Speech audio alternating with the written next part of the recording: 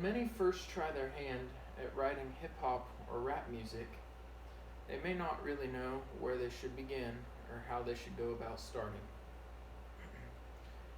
And for writers just starting off, I would highly recommend using this strategy that I'm going to teach to you today, called 4-bar theory. We're going to go over how 4-bar theory is executed, why it is such an effective tool, and reasons it may not always be applicable to you or the song you are trying to write.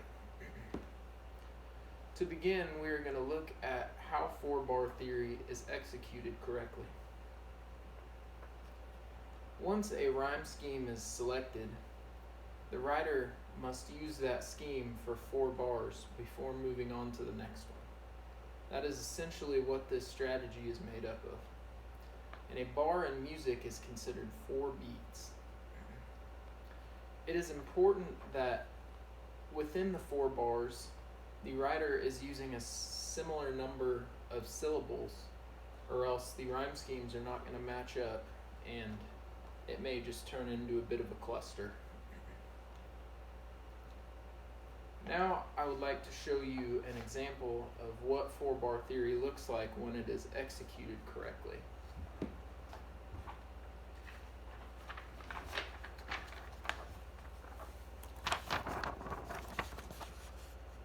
We are here.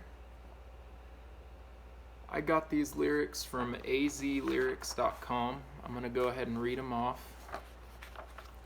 This is from a song called 99 Problems by Jay-Z. And here it is. I've got the rap patrol on the Gap Patrol. Foes that want to make sure my casket's closed. Rap critics that say he's money cash hose. I'm from the hood, stupid. What type of facts are those? Now there is a pretty good example of 4-bar theory. And now we're going to talk about why it is such an effective tool when trying to make a song. And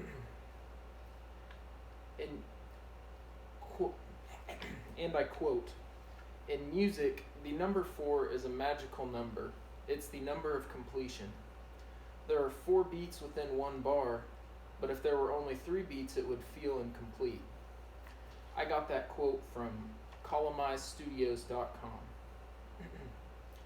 Maintaining a rhyme scheme for 4 bars creates a sense of structure in a writer's music, and it makes it much easier for the audience to follow them. If a writer changes their rhythm too frequently, they will come off as sounding spastic or random and out of control, and it can be a turnoff for many of the listeners. When 4-bar theory is executed correctly, the audience should be on their toes, waiting to see what the next 4 bars have to offer. And for my last point, we will discuss why the 4-bar theory may not always be your best option when you're writing. Typically, 4-bar theory is used for hip-hop artists, so if you're writing a song that is not hip-hop-esque, then you may have trouble applying this theory. And while this theory is very effective, it's also overused. Nearly every rapper at one point or another will use 4-bar theory, so if you're really looking to wow a listener, then 4-bar theory might not be your best option. And depending on the instrumental that you select, 4-bar theory may not always be applicable. Now, these are all things that you should consider before you start writing, as you don't want to get halfway through a song just to find out that 4-bar theory wasn't the best option going into it.